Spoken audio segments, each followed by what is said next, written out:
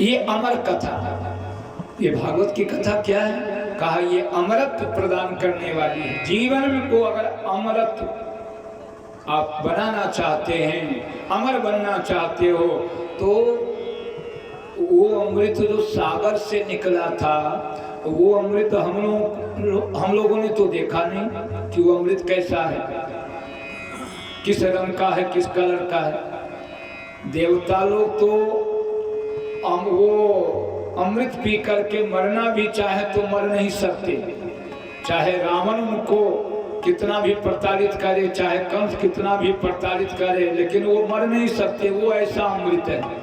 लेकिन ये अमृत पी करके आप तर जाओगे, मोक्ष आपका हो जाएगा। जो गति देवताओं की नहीं मिलती, वो गति आपको परमात्मा प्रदान कर देता है। तो कौन सी अमर कथा है? एक बार नारद जी पहुंच गए कैलाश पर्वत पर, और पार्वती जी ने पूछा, गुरुदेव आज आपका कैसे आगमन हुआ? अब नारद जी मुस्कुराते हुए देवी बोले कि देवी आज आपसे हम एक बात बताना चाहते हैं। नारद जी से पूछा, पार्वती जी ने हाँ कहिए, क्या बात है? आप तो मेरे गुरुदेव भी हैं, तो कोई नवीन बातें हैं क्या? कहा जरूर है। कहा इतना दिन हो गए आपको साथ में रहते हुए, भगवान शिव के गले में जो ये नरमुंडों की माला है, इसके विषय में कभी बताया आपको? पार्वती जी तो उन्होंने कहा कि हमको तो नारद जी कभी इन्होंने नहीं बताया। कहा यही तो बात है कि इतने दिन से साथ में रहने के बाद आपके पति देवता आपसे इस गुप्त रहस्य को छुपा करके रखे हैं, आपको नहीं बताया। कहा कि क्या बात है, ये नरमुंडों की माला किसकी है? कहा कि ये और किसी दूसरे की नहीं, ये आपके नरमुंडों की माला है। कहा मेरे नरमुंडों की माला? कहा इसका अर्थ है कि मैं बार बार मरती हूँ? कहा बिल्कुल, जब जब आप मरती हैं तब तब आपके प्रेम में यादाश्त के लिए आपके शिरों को ये अपने गले में पिरो लेते हैं माला के रूप में। पार्वती जी ने कहा अच्छा गुरुदेव कोई बात नहीं, आज आने दीजिए उनको, आज मैं उनसे पूछती हूँ। पार्वती जी ने आते ही प्रश्न कर दिया, भगवान एक बार बताइए।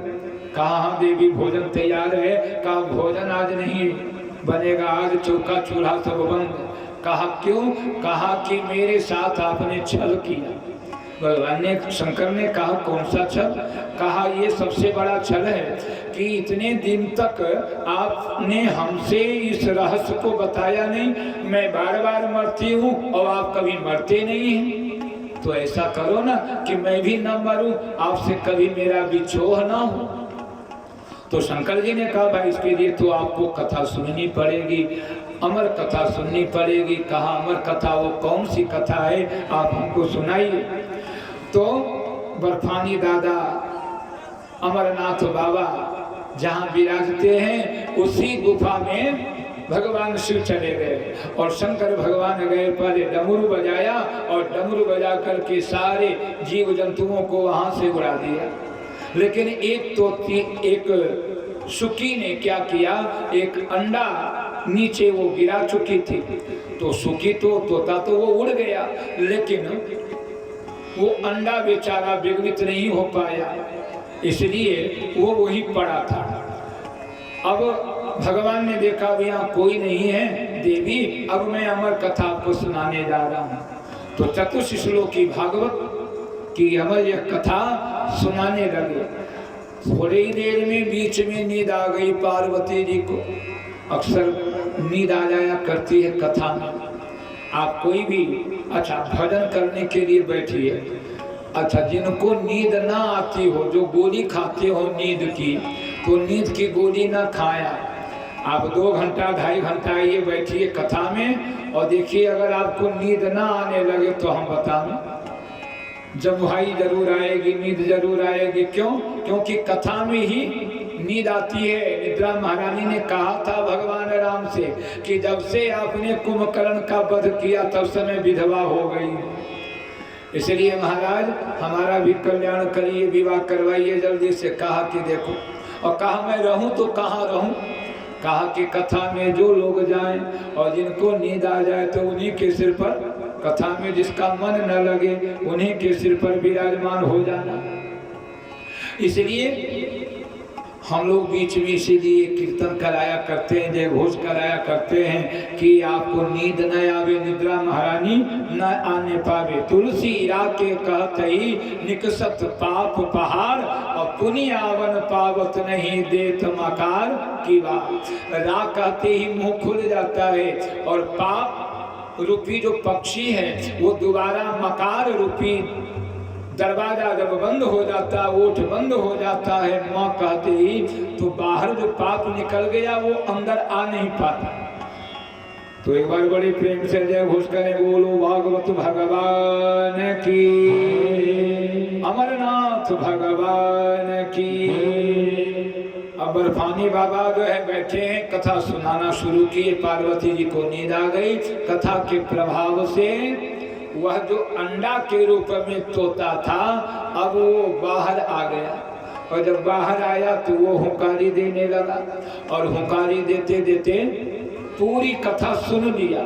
शंकर भगवान ने जब अपने नेत्र को खोले और देखा कि पार्वती जी तो सो रही हैं, कथा फिर कौन सुन रहा, ये हुंकारी कौन दे रहा है। अब इस तरह से हुंकारी कौन दे रहा है पता लगाने लगे तो वह जो तोता सुख शावक था अब वो फड़फड़ाने लगा, और जब फड़फड़ाने लगा तो वह तो अमर हो चुका था कथा सुन करके। भगवान शिव को आ गया क्रोध, उन्होंने कहा ये इसने छुप करके कथा सुनाए, अनाधिकार चेष्टा की है, इसलिए अब इसको मार डालूंगा। त्रिशूल उठाए भोलेनाथ, और मारने के लिए जैसे दौड़े वैसे वो सुख शावक जो तोता था वो उड़ा वहां से, और उड़ करके आकर के व्यास जी की पत्नी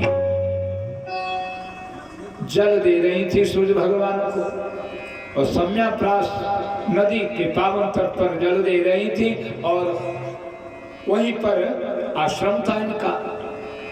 तो जैसे वो जल देने लगी, जमुहाई आ गई और रास्ता मिल गया, मुंह के रास्ते तत्काल इनके गर्भ में वह सुख शावक चला गया। तब तक पीछे से देखा शंकर भगवान को आते हुए, कहा भोले बाबा आज इतने कुपित क्यों हैं, क्रोधित क्यों हैं। तो भोलेनाथ ने कहा कि मेरा एक शत्रु आया है आपके आश्रम में, आप जल्दी से निकालिए, मैं उसका वध कर डालूंगा। कहा हुआ क्या, उसने अपराध क्या किया। कहा ये अनाधिकार चेष्टा किया इसने। कहा कौन सी अनाधिकार चेष्टा हुई इसकी। कहा इसने छुप करके कथा सुना। कहा महाराज एक बात बताइए, ये कथा आप सुना रहे थे किसको। कहा पार्वती जी को। तो कहा कि कथा जब ये सुन लिया है तो ये भी अमर हो गया, तो अब ये मरेगा नहीं, तो आप मारने के लिए कैसे चले आए महाराज। इसलिए वो आप उल्टे कदम लौट जाए, कैलाश पर्वत पर जाए, और उसको तो जहाँ जाना था वो चला गया, इसलिए अब आप नहीं मार पाओगे। भोलेनाथ वहीं से वापस हो गए, और 12 वर्ष तक सुखदेव जी गर्भ में ही पड़े रहे, बाहर नहीं आए। अब माता जी को बड़ा कष्ट होने लगा। व्यास जी ने निवेदन किया, अरे बेटा तू बाहर आ जा, तेरी माँ को बहुत कष्ट हो रहा है। सुखदेव जी ने गर्भ से ही उन्होंने आवाज लगाई, उन्होंने कहा पिताजी ये जब तक भगवान की माया, भगवान समेटेंगे नहीं अपनी माया को, तब तक हम बाहर नहीं आएंगे, क्योंकि भगवान की माया बड़ी विचित्र है। बड़े बड़े अमर आत्मा परमहंस इस माया में फंस जाते हैं, तो हम कैसे बचे रहेंगे।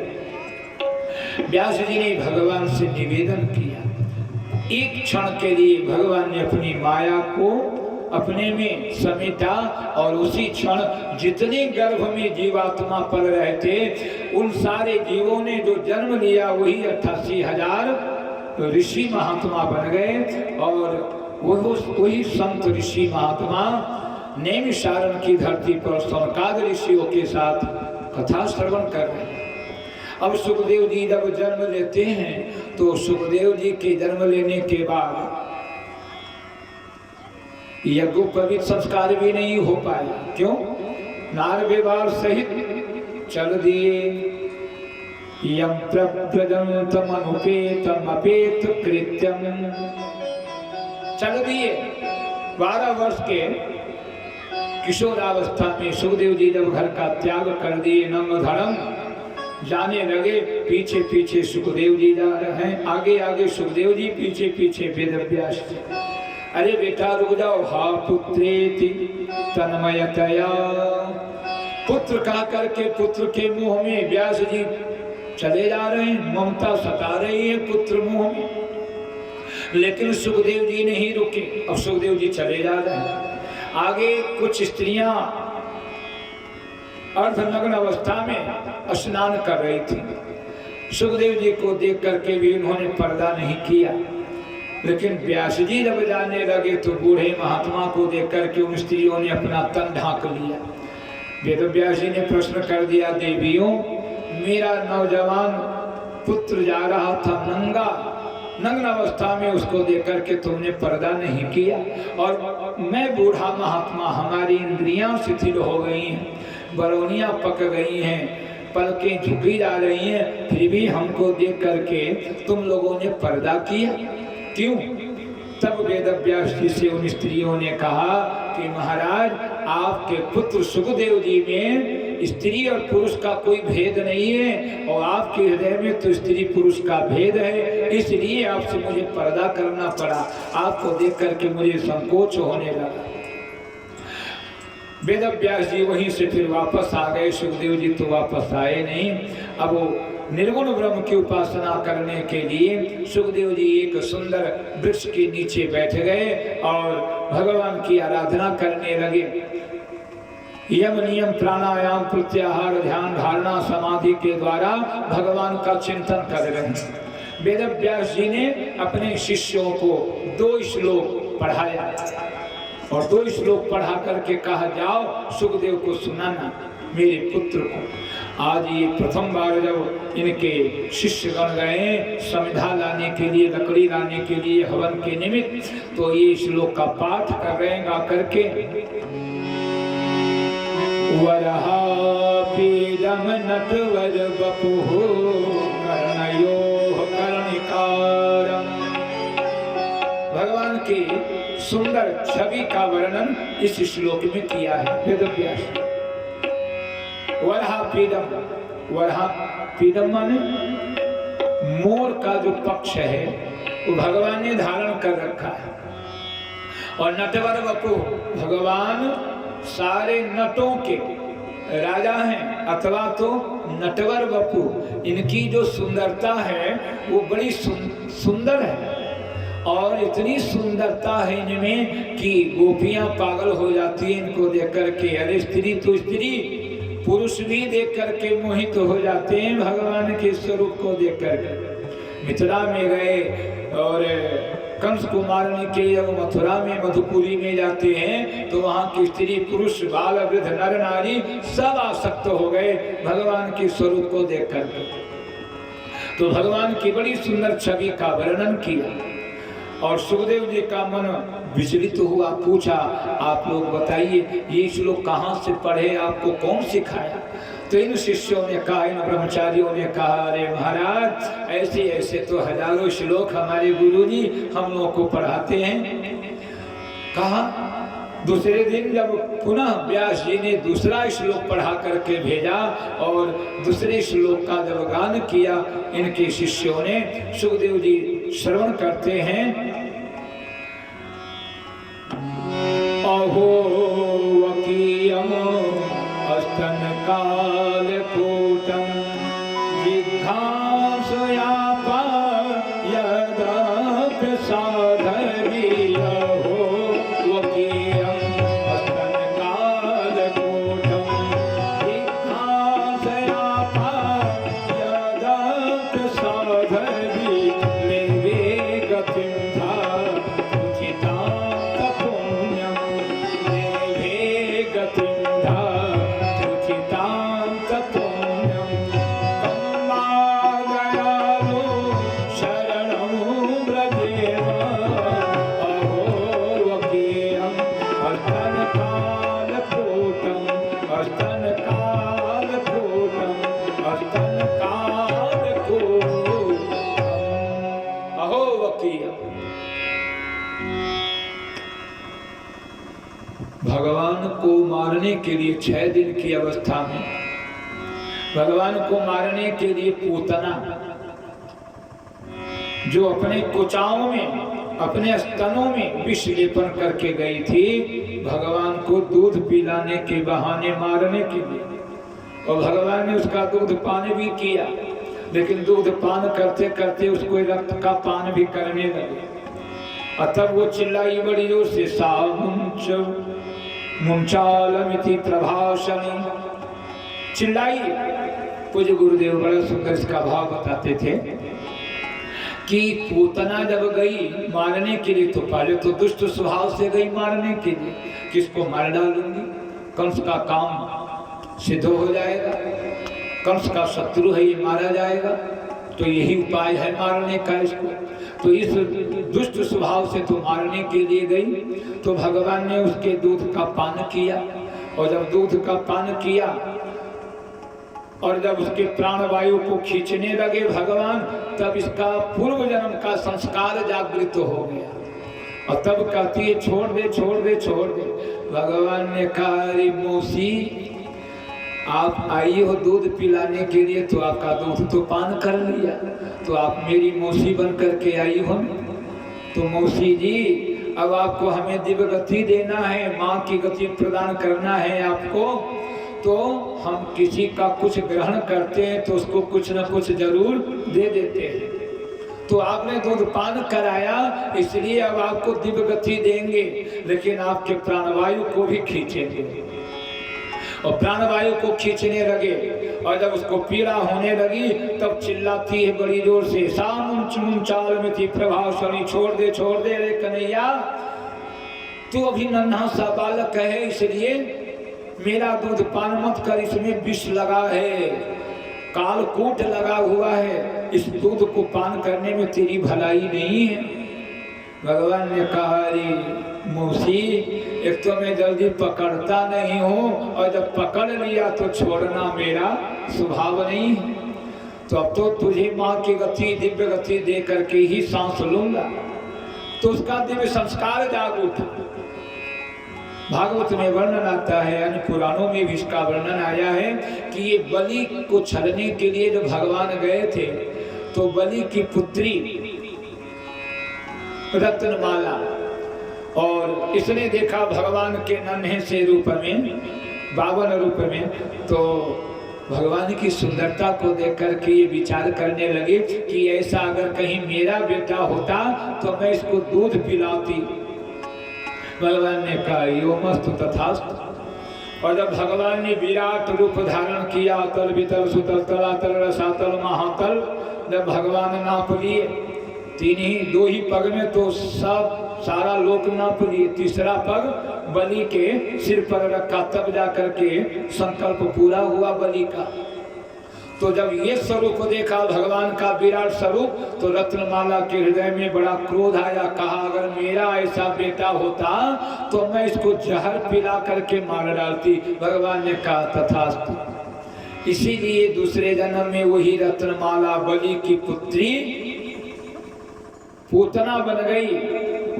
पूत माने पवित्र और ना माने नहीं, जो जन्म से ही पवित्र ना हो उसी का नाम है पूतना।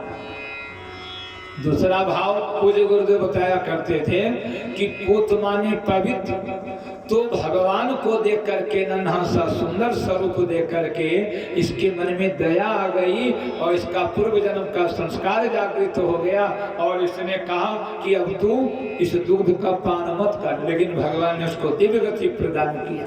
जब ये श्लोक श्रवण किया सुखदेव जी ने, तो सुखदेव जी के हृदय में अब भगवत दर्शन की लालसा जागृत हो गई, और निर्गुण ब्रह्म की उपासना छोड़ करके सगुण साकार की उपासना करने के लिए लौट आए, अपने पिता के आश्रम में आए, और इन्होंने भागवत का आद्योपांत अध्ययन किया, और यही भागवत की कथा फिर सुखदेव जी को श्रवण कराते। वो ये श्रीमद् भागवत महापुराण की, श्री वेद व्यास जी महाराज की।